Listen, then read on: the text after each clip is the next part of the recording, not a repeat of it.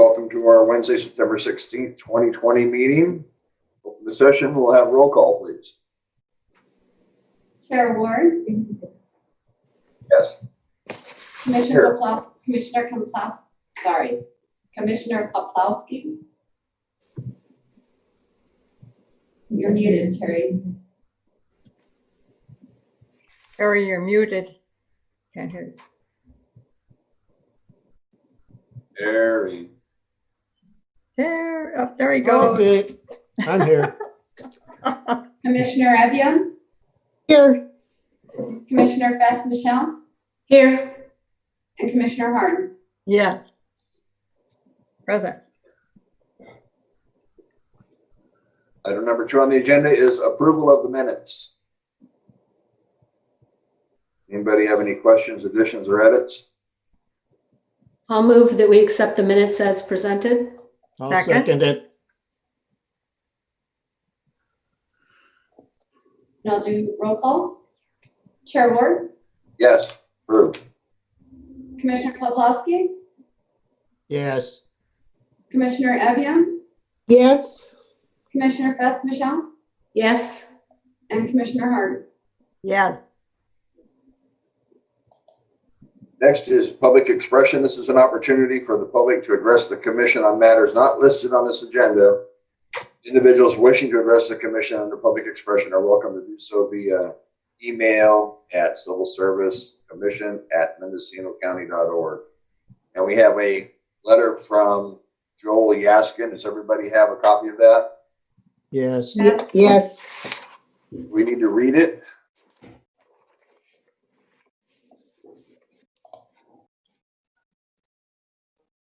I'm not sure what else to do with this item. Donnie? Well, I'll let William weigh in as well, but I know that at the board of supervisors, they don't read the items. They just make them available to the public and announce during public Correct. expression that they're available on the website with the agenda. Yes, Okay. that's correct. Thank you. Moving on, the employee organization. This item is to be used for employee organization representatives to present information or requests to the Civil Service Commission. I see no one from the employee organization. And we will move on to closed session. We have none. And now to classification studies.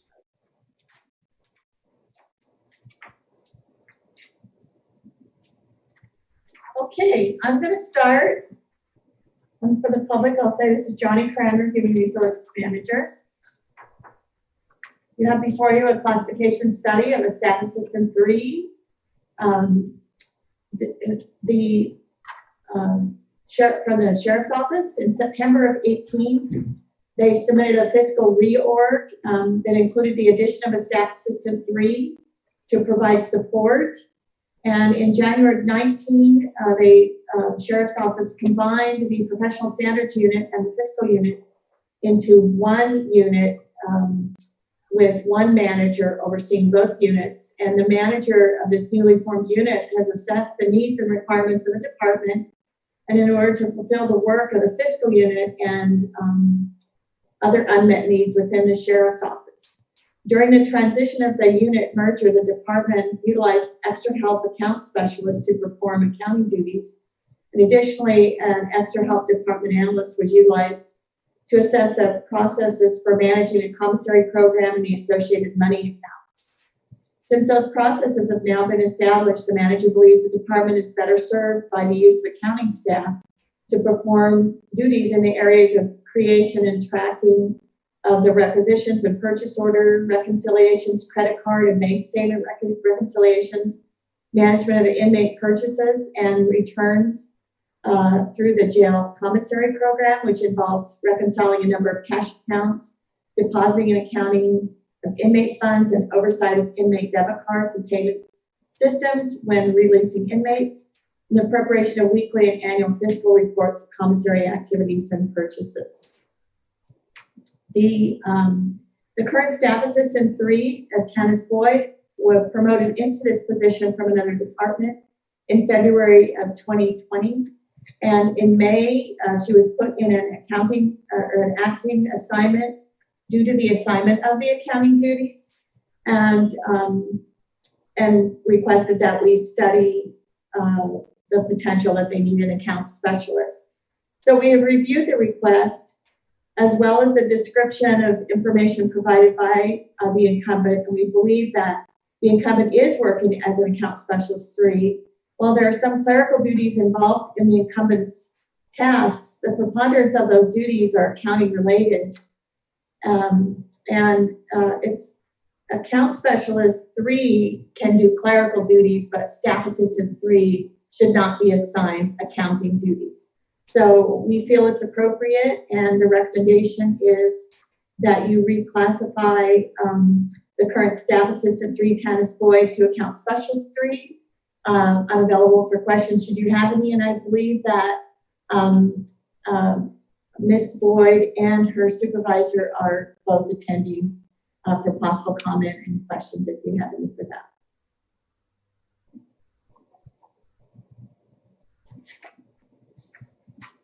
I had one question. Does this position require bonding? Because they're handling inmate funds? That's going to be a question probably for Chris or Tanis. I'm not sure what they need to do inside. I just didn't notice it in the, classification spec, and it was just a question. Yeah, it's not in the class spec. I actually don't know if there are any positions in accounting that require bonding. Okay.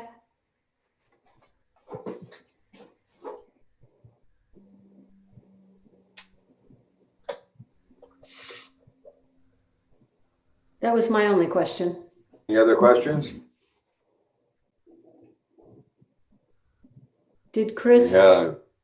respond? Did Chris know if it needs to be bonded? Oh, I'm sorry. So Chris, do we, no, thanks for the question. We don't have to bond that. There is no bonding required. We do a full police post-approved background on everybody in the fiscal unit to make sure that there aren't any conflicts and that they meet the standards that we need for handling cash and those kinds of things. Okay, thank you very much. Any other comments or questions? Nope. So should we move to do the reclass first, or is that what we're doing here? Yeah, the ICA is only a reclassification of the incumbent. There's no modifications to the class spec. Right, I see that. Okay, I move the reclassification of staff assistant 3, Tanis Boyd, to account specialist 3. I'll second.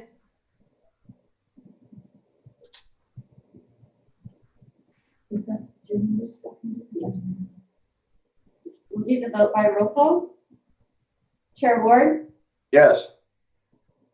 Commissioner Poplawski, Yes. Commissioner Evian, Yes. Commissioner Beth Michelle, Yes. and Chair Harn. Yes.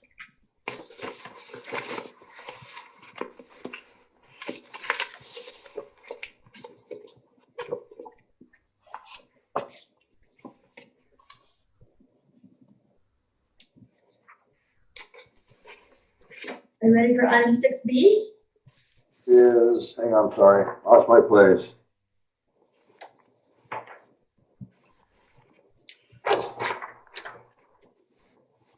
Item 6B is the adopt consolidation of legal secretary and legal clerk, reclassification of legal clerk 3, child support services, abolish legal clerk 1, 2, and 3. Thank you. So Johnny Cranmer, Human Resources Manager.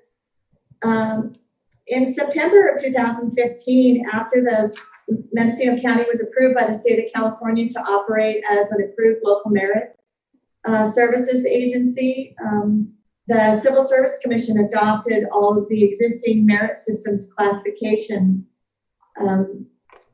including classifications that were used by child support and HHSA as civil service classifications. This included the legal clerk series of 1, 2, 3. It's actually redundant to the county's legal secretary 1 and 2 series that's utilized by other county departments. Incumbents in the legal clerk series prepare and process legal documents, perform legal, clerical, and technical functions.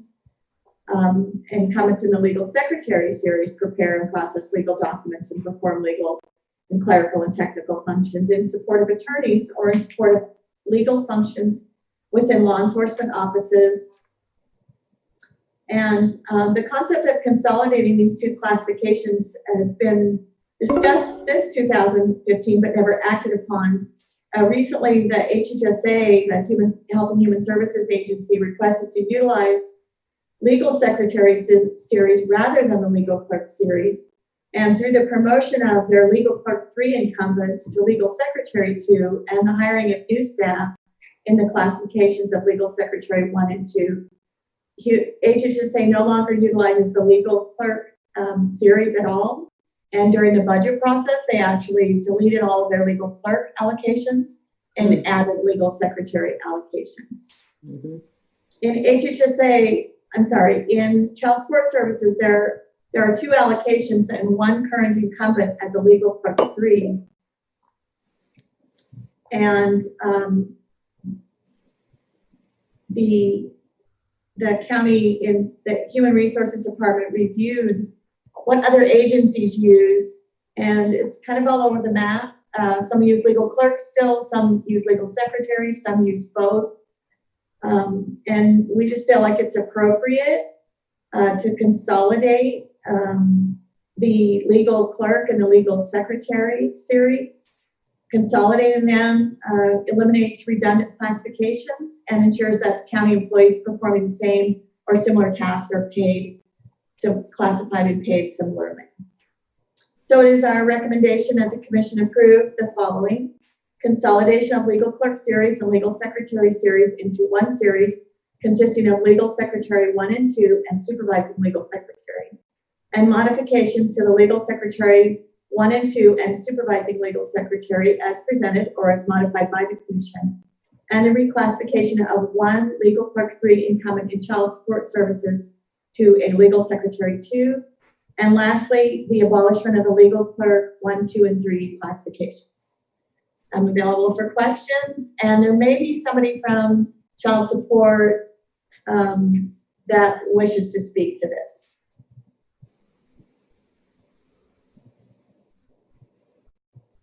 I have one question, and that is why, when you talk about reclassifying legal clerk 3 incumbent to a legal secretary 2,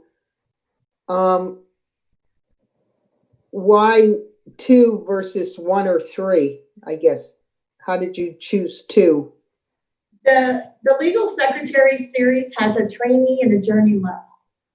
The legal clerk series has a entry level 1 and then a 2 and then a 3, and the 3 is classified as an advanced journey level, but the duties it performs are not any different than the legal secretary 2. They're performing at the journey level. And Okay. so the legal clerk 3 is performing not as a trainee, and there is no legal secretary 3. So the legal secretary 2 is the appropriate classification. Oh, And right, that's 1 or 2, actually- right. That's actually a higher level position than the legal clerk 3. Right. I see there's no 3, right. Yeah. Okay. Thank you. Mhm. And so there's no supervising legal secretary position?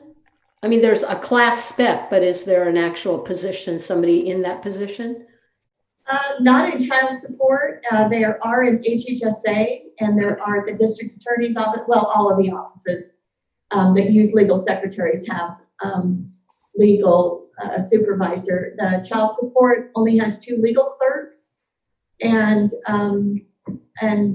there was no supervising legal clerk classification. So Okay. one of the things that we will be doing as we move forward to taking this to the board is discussing with the department whether they feel that they need to add a supervisor, Okay. a supervising legal secretary. Okay. And then the other kind of concern or not concern, just kind of question is in the legal secretary one and the knowledge bullet points. So there's no knowledge of legal terminology, or what is it in the second item? Legal terminology and proper usage of spelling. So you have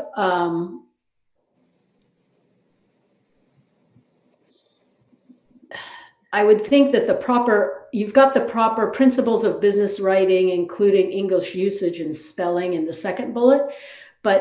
And I realize this is somebody who's learning, but there isn't any need to have legal terminology understanding to function as a legal secretary one. They don't have to come in with that. They don't have to come in with that knowledge. Okay. They would have to have gained it, and they will use it. But there's no legal experience required in all of the. I legal see that, secretary yeah. ones they need. So they learn it. They're in a learning capacity. So in order to promote to the two, they would need to know that. That would have to be one of their required knowledge, skills, and abilities. Okay. How does this affect the existing incumbents in these positions? The only impact is to the legal clerk 3 at child support. Everyone else is already a legal secretary 1 or 2 or a supervising legal secretary. So should you adopt this today, it will go to the board, and should the board adopt it, that will be to reclassify. The incumbent will be reclassified to the legal clerk 2 in accordance with civil service rules and her MOU. Okay, thank you. Okay. Well, then I'll move to consolidate the legal clerk series and the legal secretary series into one series consisting of the legal secretary 1, 2, and supervising legal secretary. I'll second it. I guess, and the modifications to the legal secretary 1 and 2 and supervising class specs as presented. Before we vote, does the employee organization have anything to say on this? We're supportive of the changes. This is Okay, thank Patrick you. Hickey from the union. Thank you. Okay. And we'll do the vote by roll call. Did your motion include the abolishment of the legal clerk 1, 2, 3? That was my question. Okay, I'll amend my motion. Okay. Second.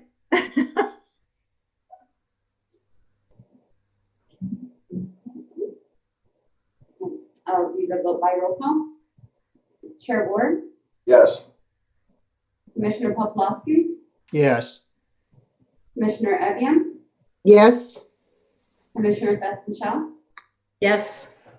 Commissioner Harden. Yes. Moving on to item 6C, adopt modifications to information services specialist classification specification. Classification of information services technician. And this is the presenter of the Executive Office, Information Services Division. Okay, and this is me again. You will get to hear from someone else today, I promise.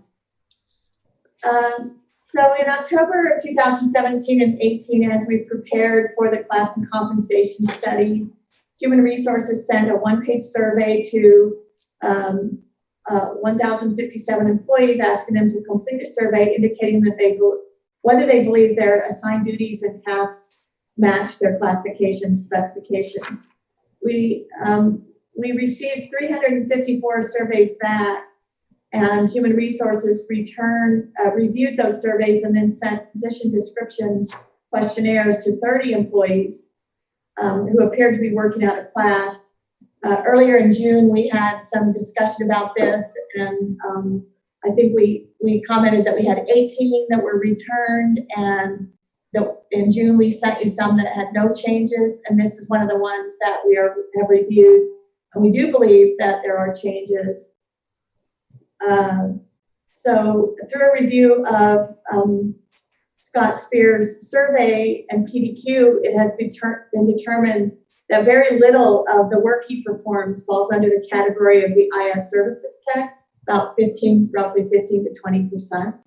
The majority of his duties involve handling the multimedia and audio-visual production needs of the county. He's the one that gets us online during this meeting, so kudos to Scott for that.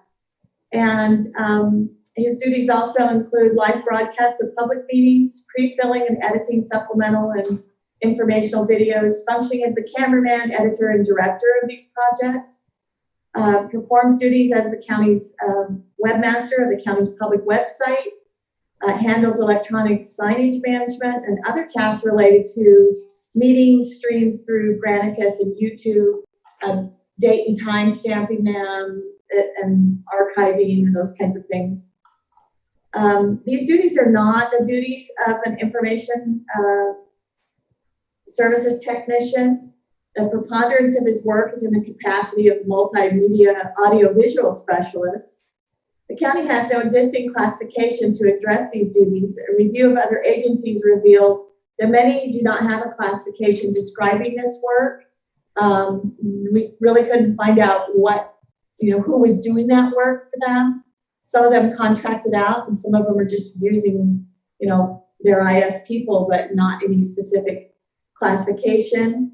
We did have a few agencies that have specific that run the gamut of being an assistant, where they just set up meetings, to being, totally responsible for the county's community short circuit television systems, or whatever they're called. And nothing that really matched what Scott was doing. So rather than create a new classification that is specific to multimedia audiovisual duties, we have modified the county's existing information services specialist classification to reflect these type of duties when assigned. And also, we've included in this modification, but it's not related to this study, information services specialists may be assigned as project management duties on a short or long-term basis. So our recommendation is that the commission approve the modification of the information services specialist classification as presented or as modified by the commission, and the reclassification of information services technician 1, Scott Spears, to information services specialist. And I believe there may be people from the department, including Mr. Spears, that wish to speak on this. And I'm available for questions as well.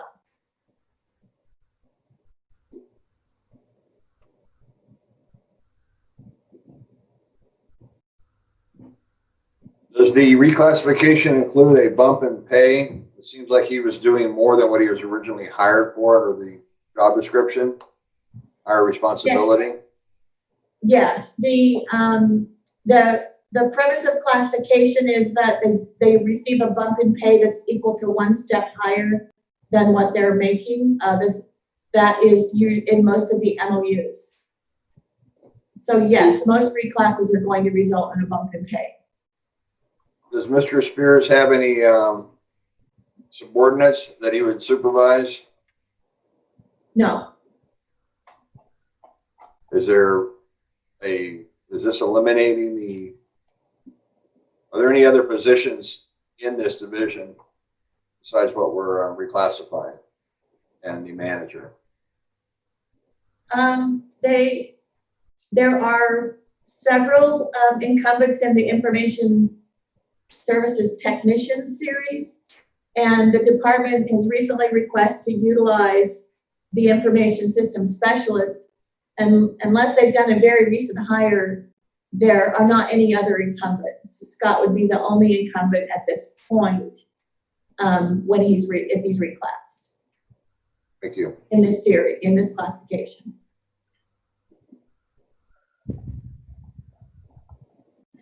So Johnny, I had a question about under the minimum qualifications, it says positions assigned as multimedia audiovisual specialist will require a related background. But the related background, I mean, what does that really mean? Without writing a whole separate section of MQs, what it's intended to mean is that if we were recruiting for the multimedia specialist assignment, we would have an expectation that the candidates would have a background in similar work that the multimedia specialist would do, audiovisual setups, in charge of a website, streaming, filming and streaming videos onto multimedia, YouTube, Granicus, and other. Okay, and that's what is intended by under example of duties. That's what the third bullet is. Maybe Yes. Designated. Yes. Okay. That's So correct. so that doesn't require a separate spec. It just kind of seemed to me like it was shoved in there, and the question was, I guess the crux of my question is, would this position, it seems that in the age that we're in, you need this person, you need a multimedia audiovisual specialist. And based on what you were saying, I guess kind of raises another question, that the reclassification of the current Tech 1 into this specialist, are they also designated as an audiovisual specialist? Yes, he would be. And this is a concept. I mean, the level of work is similar. Many of the things in the IS specialist that describe the level of work, the responsibility of work, do match, and it's a concept to include that as an assignment, but it's obviously up to commission to adopt it or to send us back to the drawing board. So this is the concept, of just including it rather than creating a separate aspect. The second bullet point where it says he may be assigned project management responsibilities and serve as a lead or point of contact with multiple teams. To me, that sounds supervisorial. It really does. It seems like he's managing expectations, giving subordinate staff answers, project management. I don't believe it's supervisorial. A person assigned as the project manager is managing a project, and managing the people and the functions of the project, but would not be responsible for hiring, scheduling, disciplining, etc., evaluations of the employee as a supervisor. Mhm. Okay. Anything from the union?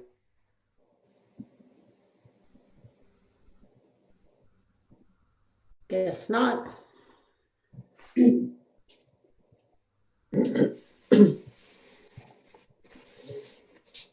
else have any comments? Well, I would say that at reading it, I did feel it was kind of a add-on in a way that seemed awkward to me, but I know we don't need to create more specs than we need, so maybe that's an economy move. Yeah, I agree with you, Terry. It struck me at first as kind of an add-on, but then you think about it and, let's see where this goes. Hopefully this works. So I would, if there are no other questions, I would be in favor of moving that we go ahead and approve the modifications of the Information Service Specialist classification specification as presented, and the reclassification of Information Services Technician 1 Scott Spears to Information Services Specialist. I'll second that. So, could I ask, Johnny, could I ask you a question? Could Sure. we approve this as presented, but then also request that HR talk with the department about the need to create a separate spec for the audiovisual specialist? I did have that discussion as part of my review, and they were in support of this. They didn't oppose it. And at one point, they actually favored it. I don't know that that's still their thought, and I don't know that anybody's online to speak to it. I know that, if the commission, I mean, if your direction is that we go back and look at the concept of creating a class spec that's separate, we can do that. And whether you want to adopt this now is, I guess, up to the commission. Yeah. Okay. I'm fine. I'm fine moving on.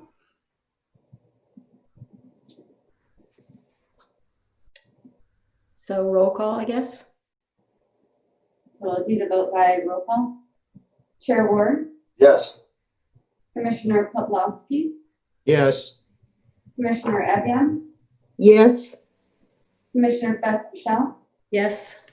and Commissioner Harden. Yes.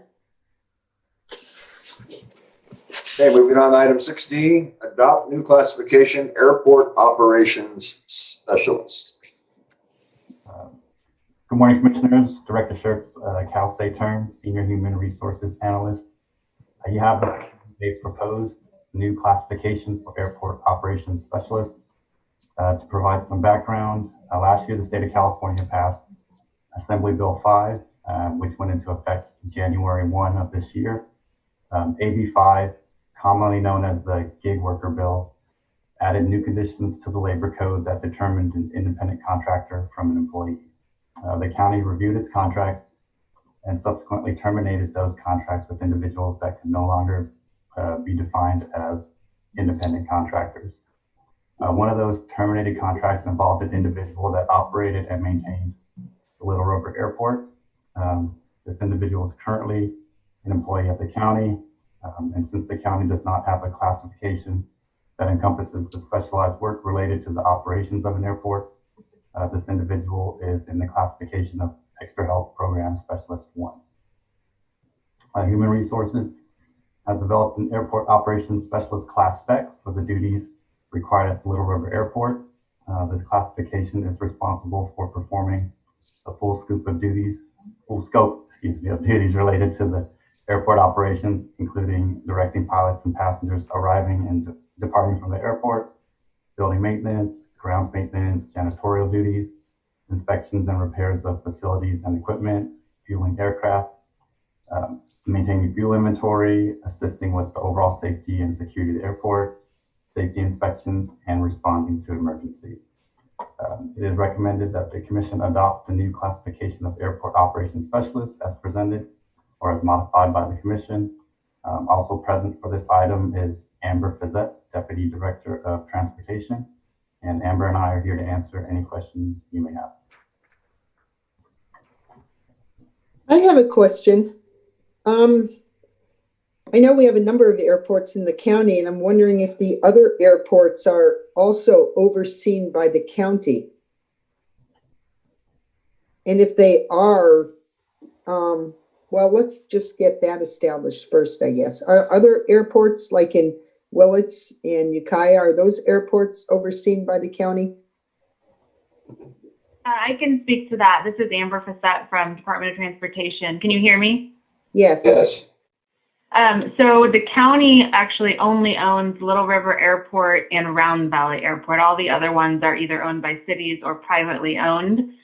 The reason we want this position, this position could be also for Round Valley Airport, but it's not currently needed there because it's a much less used airport. Little River Airport is very busy, has a lot of people coming and going, and needs somebody there on site to help direct operations and make sure that it's well maintained.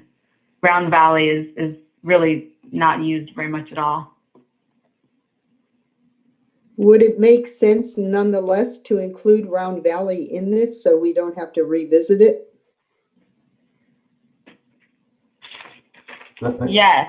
If this, I don't remember seeing that this was specific to Little River, but if it isn't, I would recommend that. It doesn't say anything like it's specific to Little River. Oh, right, it doesn't. Okay.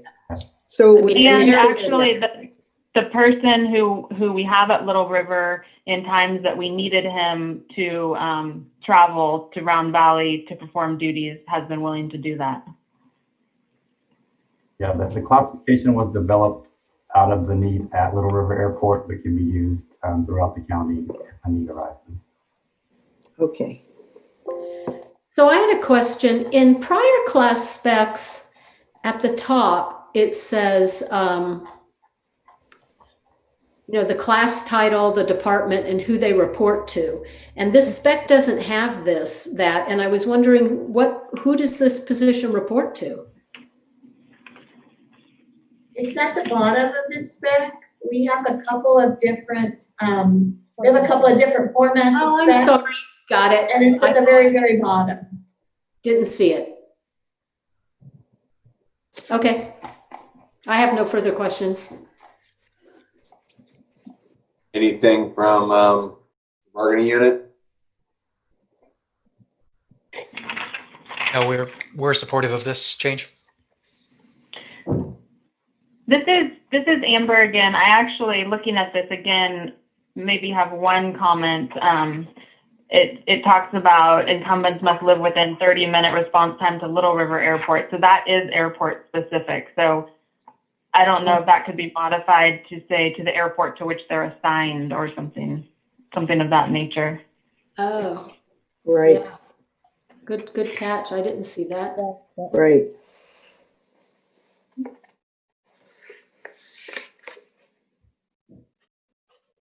I can certainly make that edit to the classification specification if the commission directs. Well, I'll move to approve the spec with the modification that the incumbent must live within 30 minutes of the airport to which they're primarily assigned. I'll second. Okay, would you vote by roll call? Chair Ward, Yes. Commissioner Poplawski, Yes, Commissioner Evian, Yes, Commissioner Fetchel, Yes. and Commissioner Hard. Yes,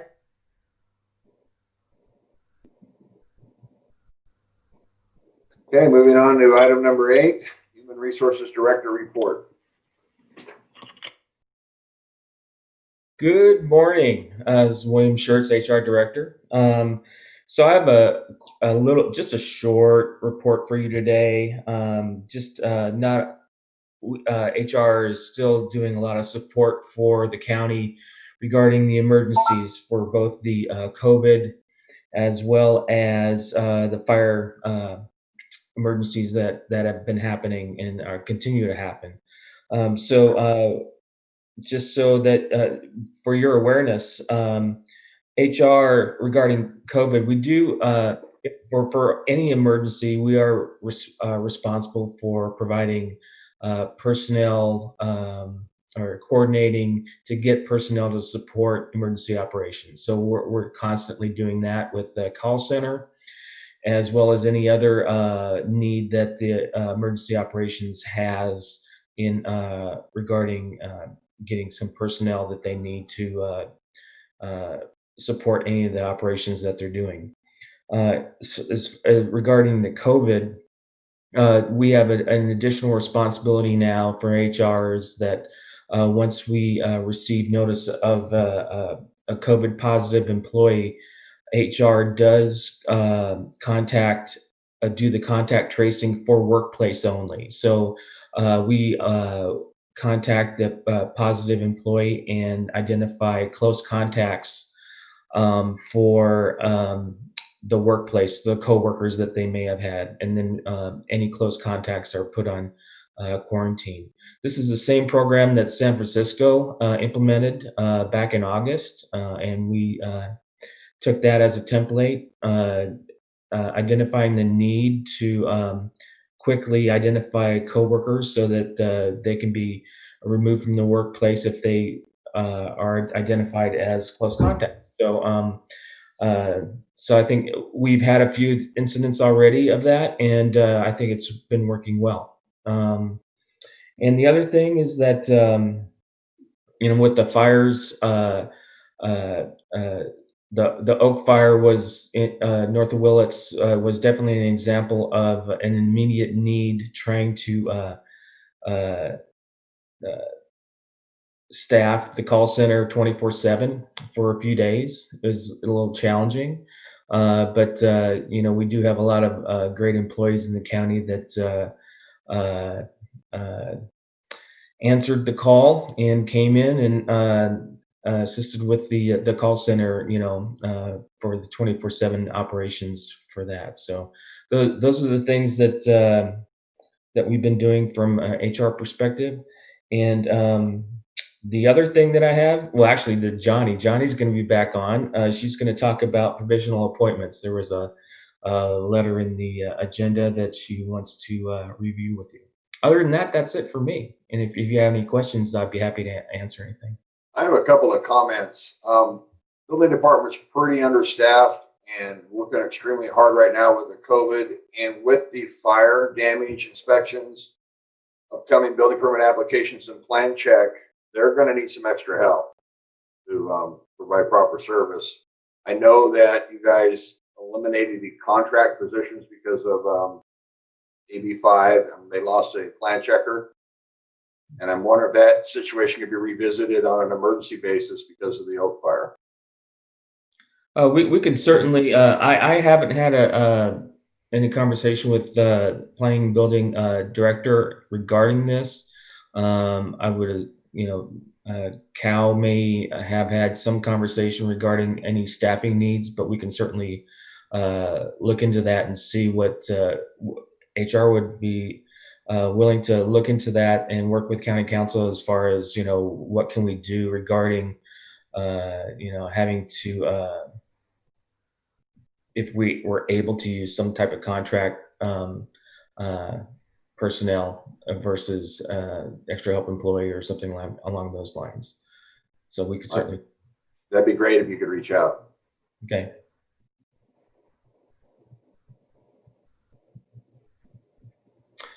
Anything else? Nope.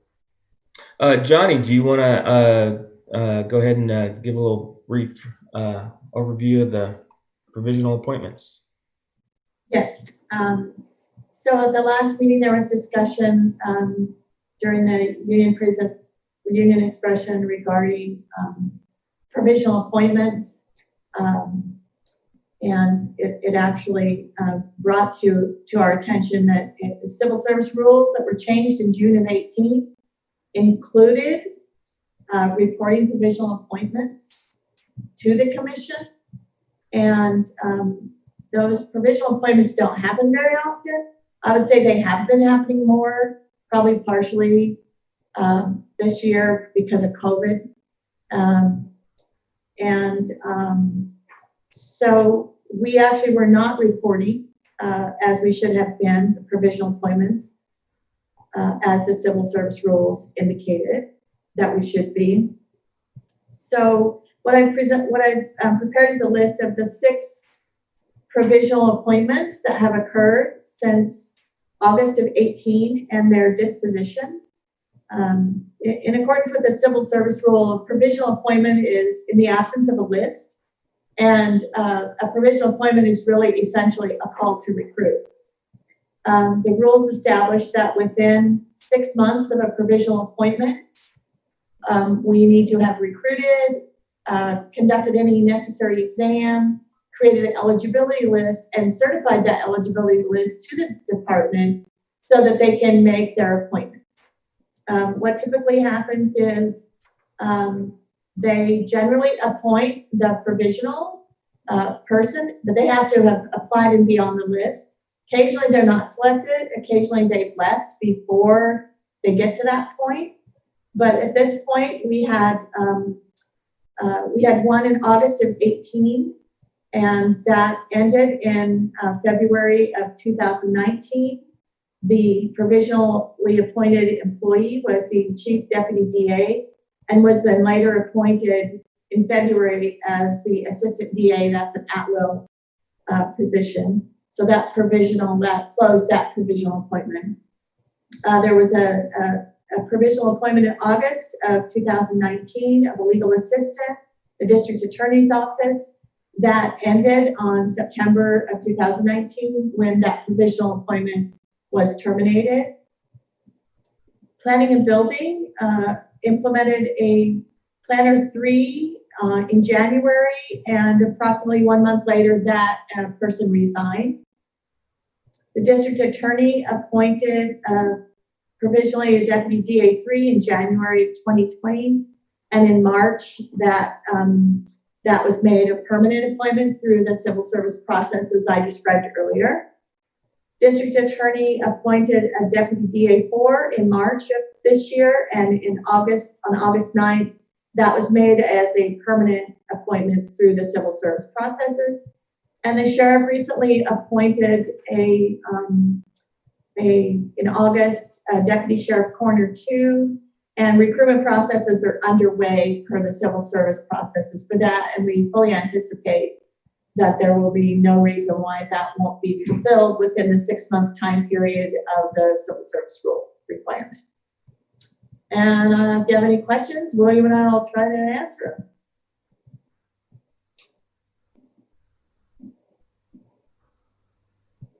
Anybody have anything further? Meeting adjourned.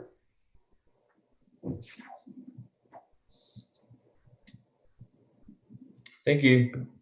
Thank you.